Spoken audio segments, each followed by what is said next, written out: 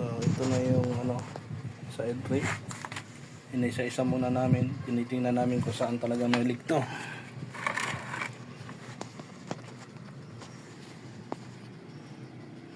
Baba ng konti sa 15. Bumaba? Baba ng konti sa 15. Tika dito na. Diyan, mamaya dito. Wala naman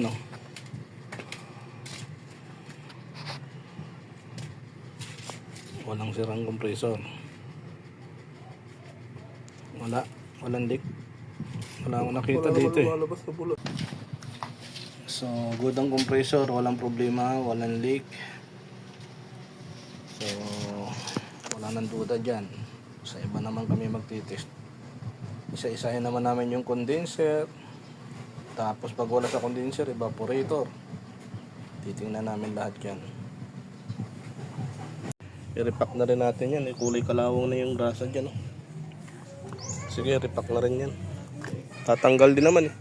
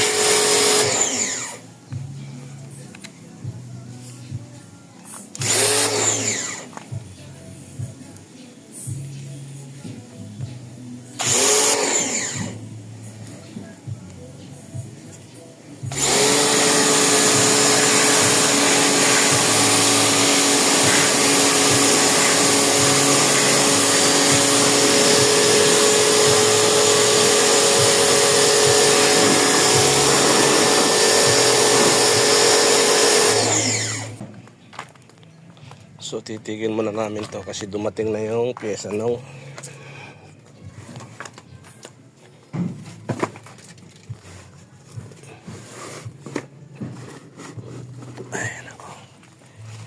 dumating na yung pyesa nitong L300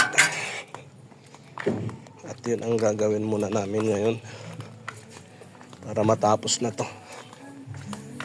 Ito na yung cylinder head nya, bagong resurface na yan, bagong lapping na rin yun.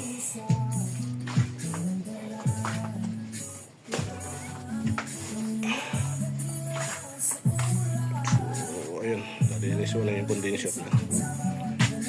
Nalinis muna ako nito. Mas malala pala yun sa filter ng display nito. Itong isa kailangan maparepis.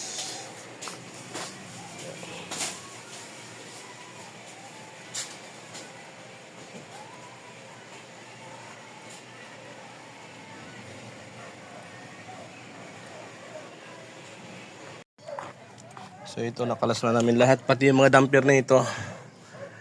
Yung isang bushing ng upper suspension nito, kasama yung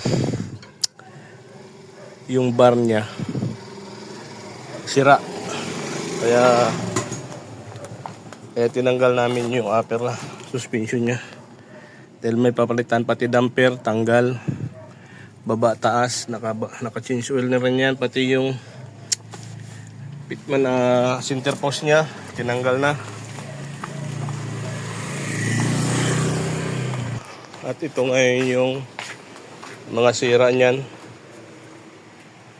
John, galawin mo nga itong yung upper bushing itong yan. Ito yung sira Yan. Pakita mo yung sira. Yan. Yan, sira-sira na yan. Ito na yung mga castor bushing niya at yung mga damper niya. Yan. Sira na rin. So palit na rin ng pads. Kasi nga ito, sama ng tama nito, paparepis namin to.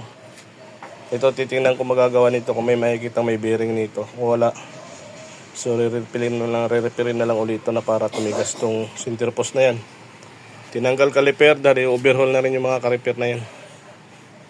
Tapos, ano pa, yung bearing, pag walang sira, i-repack, pero tingin ko, wala ba sira to?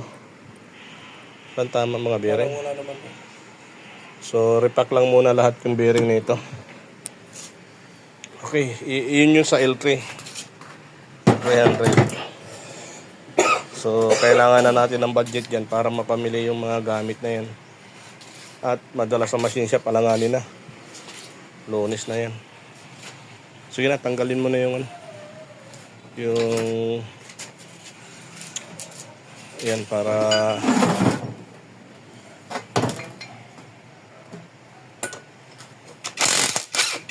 tatanggalin namin yung display niya para maiwalay sa cab.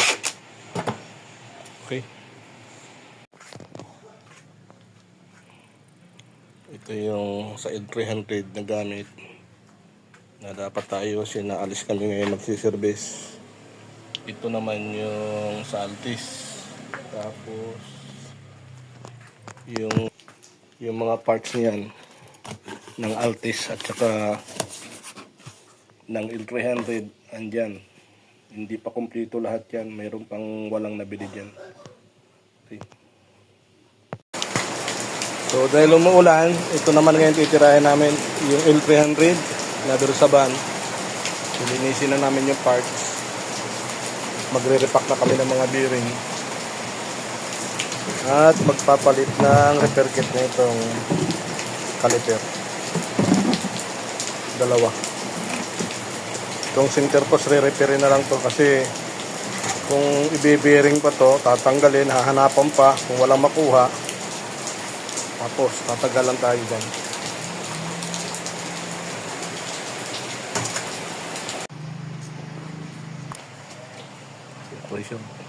Pressure kami, palalabasin namin yung piston. Sige nga, bukas na ba yun? Oo. Pag sinabi kong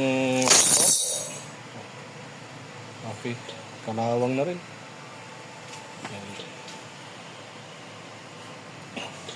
Yan gamit namin, i-pressure namin siya. Kasi matigas yan pag walang pang-pressure. Ayan ang pang-pressure namin.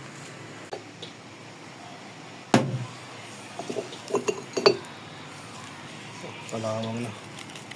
So, kailangan na palitan ng repair kit. Pinasok na ng tubig. Sana lang hindi tinamaan ng ito. Ano na lang, ano mo na, ipalis mo na sa rubber brush. Kasi may kalawang yun. Palis mo na lang doon. Ay, tika. Punasan mo muna roon.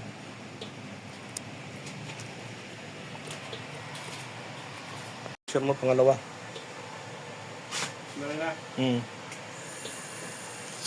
Okay na.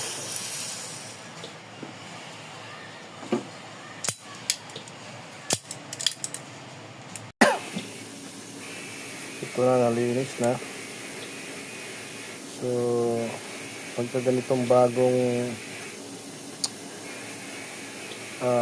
brake pads nito is medyo alanganin kasi nga yan o, burog-burog na o.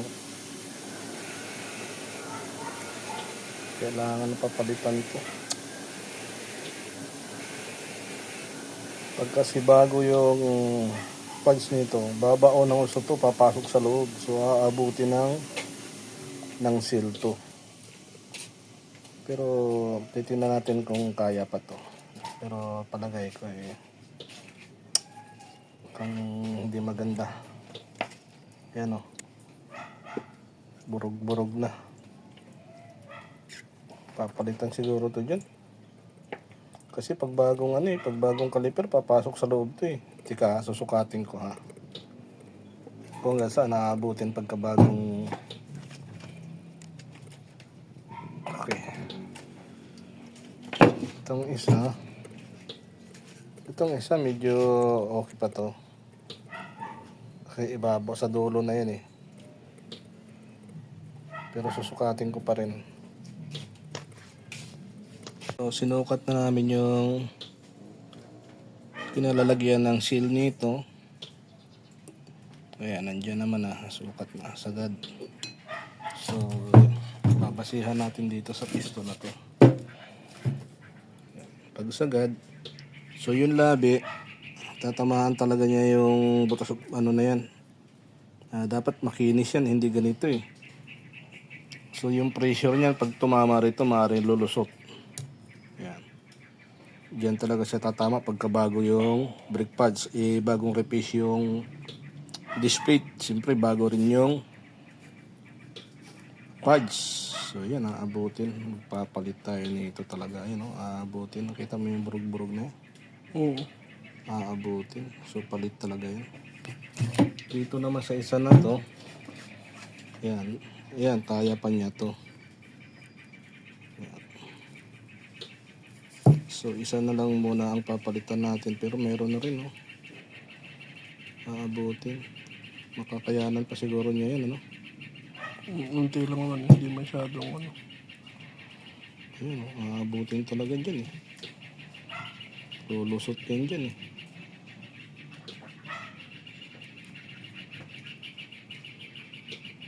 Okay, aabutin. Palitan na lang siguro para dalawa bago. Oo, palitan na lang. Tatanong ko sa may-ari. Ito yung sa caliper ng preno mo sa harapan.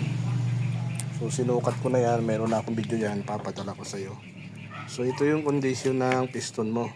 Ayan o, maraming burug-burug. Butas-butas. Kasi nga, kung ibabalik natin yung pads niya, okay lang. Kasi dito na siya aabot. Lalabas na yung piston eh. Pero kung bago yung pads nito, ito papasok sa loob ng caliper niya. So dito natatapat yung ano niyan. Ayan, yung mga butas-butas na yan. Diyan tatapat yung seal. Ito yung seal. Diyan tatapat. So may tendency na nakakalusot yung pressure diyan at mamamasa lagi ng brake fluid tong caliper na to. So bibigay ko sa itong video na to. Sabihin mo sa akin kung papalitan na, at ako lang tatanungin mo papalitan na, kaya lang nagdedepende ako sa budget nitong sasakyan mo eh. Although mayroon pa naman, kaya lang yung sa aircon natin kakapusin na tayo niyan.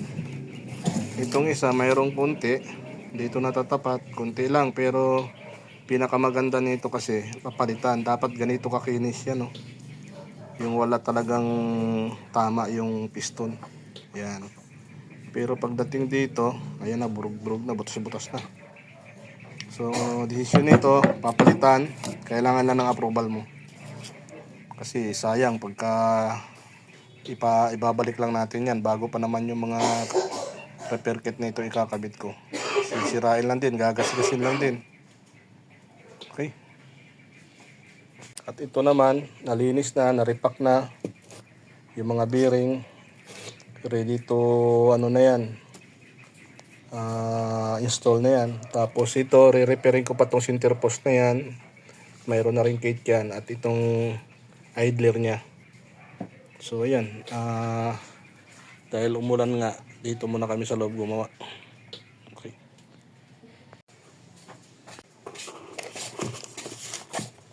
Ito na, nakabili na ng panibagong piston nya. Pang L300. Yan, bago na yan. Dapat ganyan, kakinis. Yan. So, ito yung luma. Natin yan.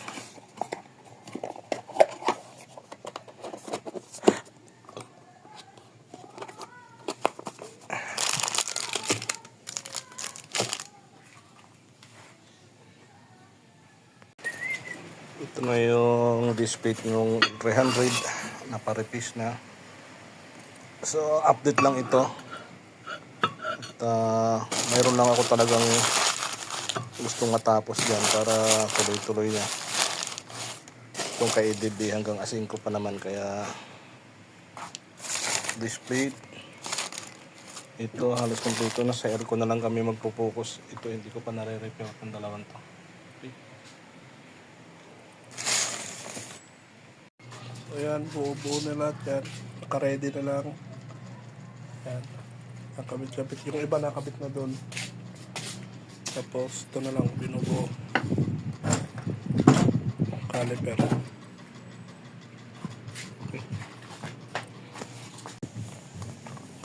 So ito na yung update, bago na yung kabit ng hub, bago repack, bago repace, bago brake pads, bagong repair kit ng caliper, mga damper, up and down, tapos yung castor arm, bar bushing nya. Ito yung update namin dito sa L3 na to. At nakakabit na rin yung upper suspension nyo na bagong bushing yan. Yan. Ito yung caliper nya. Okay na to, nakakabit na to lahat, natanggal yun yung ano, Yung pad. yung pads. Okay. Yan, na-flashing na. Na-testing na yung pan. Okay na yan. Ito na lang. Na-flashing na rin to pero yung testing yung pan. Tingnan kung umiikot bago ikabit lahat. Good. Isa pa, pakita mo yung isang titistingin. Ando pa yung isa. Bali, tatlo kasi ito eh. Yan. Yan ang titestingin. Tapos ikakabit na ron. Pero ipa-flashing muna. Yan. Ipa-flashing muna to. Taplasing muna namin to ng nitrogen bago testingin yung blower. So, i-post mo muna. Play mo na. Okay. Ano? Okay. Okay.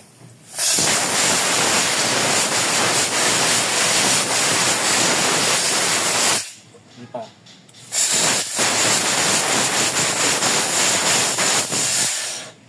Malinis naman yung linya. Walang dumi. Ayan, kitang-kita naman yung langis dyan. Oh. Malinis. Kung yan imarumi, ipaplasing natin ng ano, ng Ah.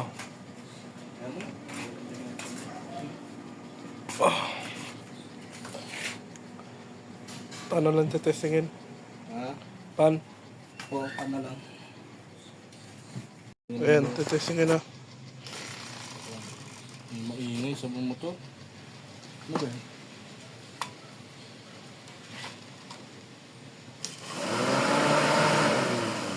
Ayan, puro malalakas ka na. Okay. Puro good yung fan.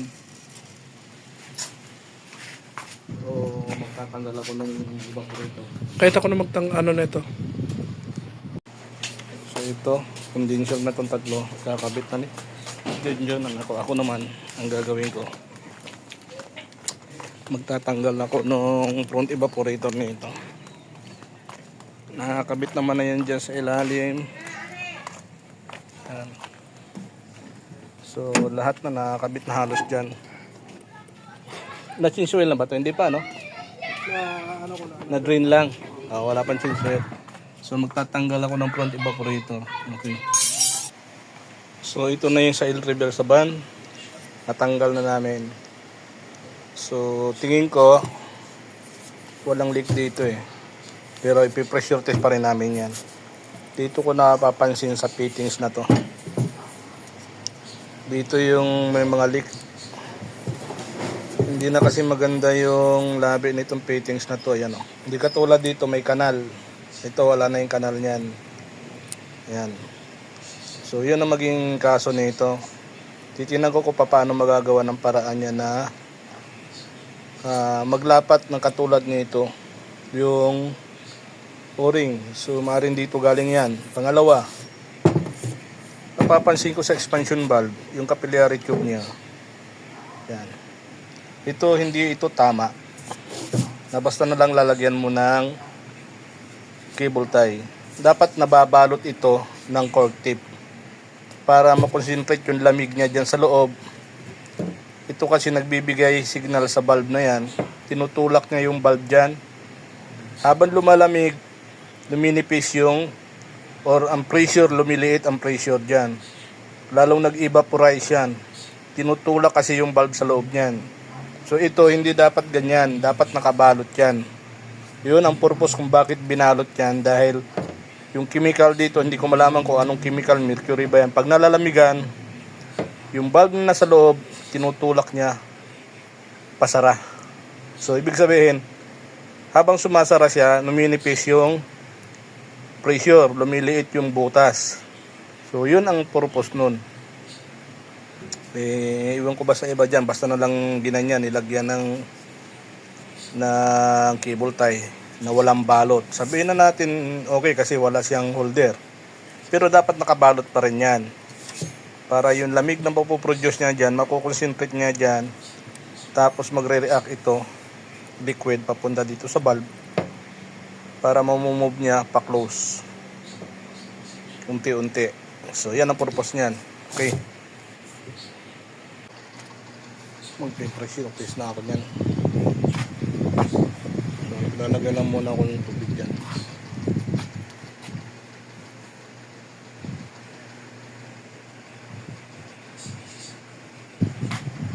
Ala pang pressure yan, zero pa yan. Hindi pa naka-andar yung compressor. Ayan, malapit na siya ma-cover na ng tubig. Siguro pwede ko nang patayin yan.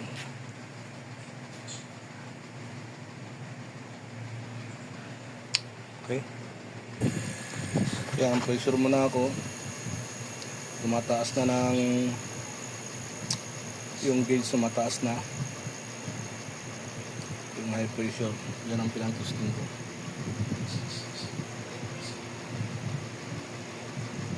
15 bar.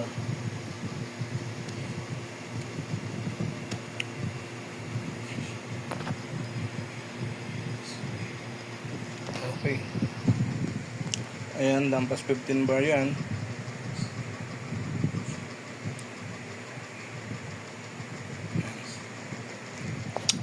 So far walang sign ng leak. Ayan, lubog na lubog yan. So good. Namang dito lang, pati sa fittings yan walang leak yan.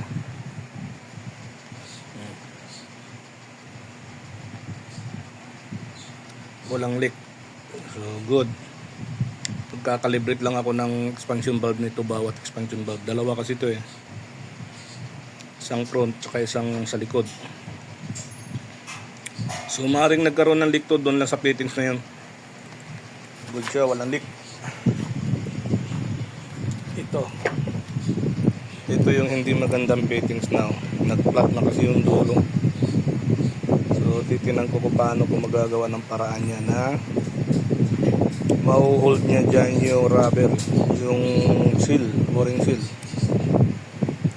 Dito lang yun eh, sigurado. Kasi namamasa ito nung hinihin po ko eh. Hindi na siya, wala na siyang kanal.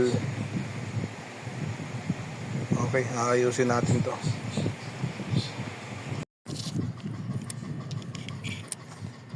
Ganyan pa siya. Ngayon, re-repairing ko yan. Para maging maayos yung labi nito. Yan. Okay.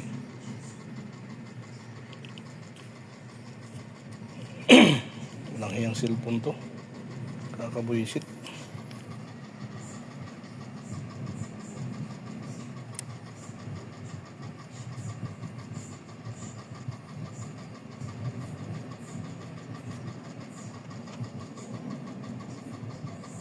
Yan, naayusin ko yan. So ito na po, na-repair ko na. Ayan.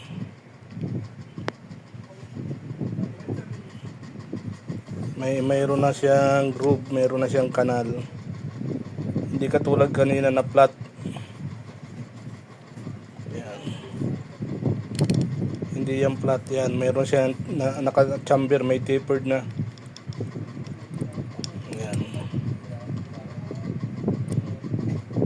Para paglapat ng o-ring maayos. Okay.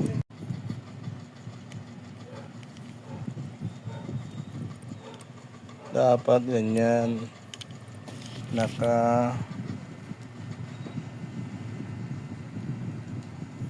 Nakapasok siya ng ganyan dyan.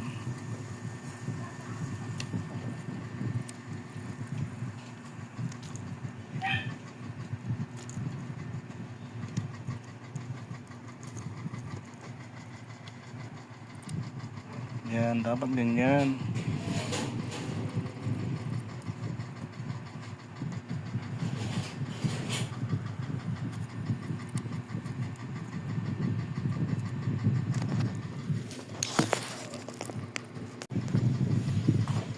Dapat ganyan. Nakabalot siya ng per-tip. Para pag nalamigan yung coil na yon, magre-react yung valve dito sa expansion valve. Unti-unti niyang i-close. Tapos yung pressure unti-unti niya sinasara. So mag-i-evaporize ng freon yung gas. Pag tumama rito yung loob nito, pag tinamaan, mag-yellow itong evaporator na to. So kaya nandiyan yung blower. So lagi niyang binublow yung napoproduce na yellow dyan para ilalabas malamig na hangin.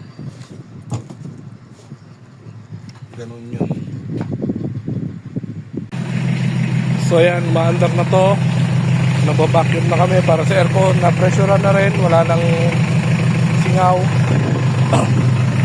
Ayan, nakaandar to ngayon. Naka-change oil na rin yan.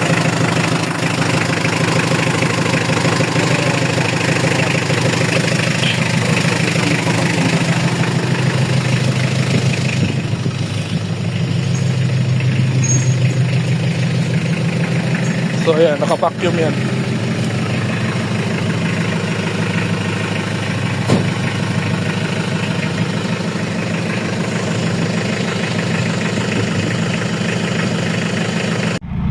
So ayan, nilagyan na ng freon yan. O ayan, nag-automatic na. Nag-automatic na. Try natin bumalik.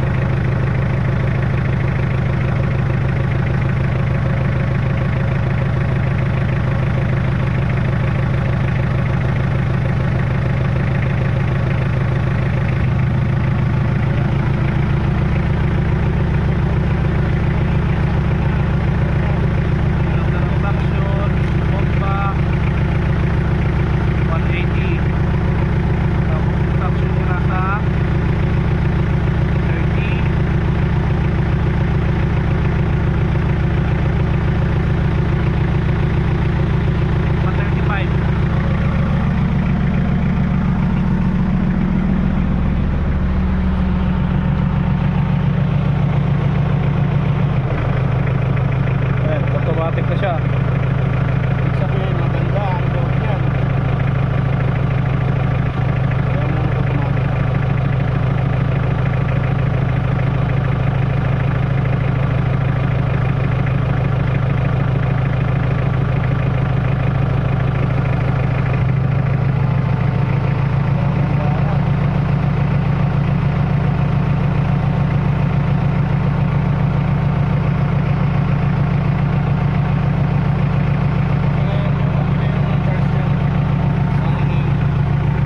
Sa loob pasok ka.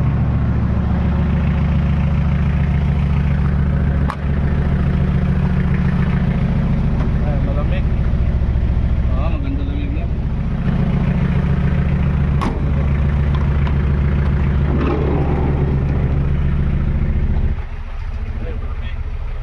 Parehas yan, calibrated yan. Panay automatic. Sana mag-check tayo dito. Oh. So, ito na yung clearance niya. Kailangan na lang pa-adjust yung caster tas alignment. Malapit talaga yun doon sa kabila. Kaysa rito. So, kailangan yan paayos yung caster niyan. Hahatakin niya tong gulong na yan papunta sa harap. Lalo na to side na to. Yung side na to masyado siyang dikit. So kailangan hatakin yung caster nito. Tsaka camber tsaka wheel alignment kailangan yan. Okay. So, okay na, wala na yan. Kababa na. Bukas sa likod naman gagawin namin. Papalitan naman yung bushing ng muli niyan sa likod. Bali 8 piraso. So after nyan, itong contact na ito sa power lock niya, ayusin pa namin. Ang hindi lang nagawa dito yung sa injector, kaya malakas ang fuel knock eh. So tsaka na siguro muna yan kasi nga gahol kami sa oras ngayon at kailangan namin yung pwesto dito kasi marami mga naka-schedule na kaya gusto nang dalhin dito. Pwesto lang kailangan ko. Okay.